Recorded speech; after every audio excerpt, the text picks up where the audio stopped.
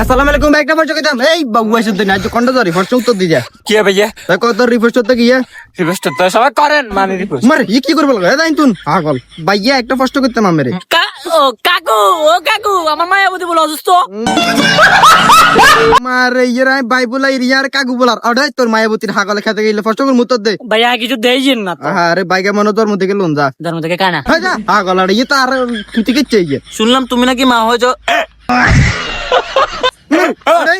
টক করে গিলা আরে চড় প্রশ্ন কর মুত্তর দে।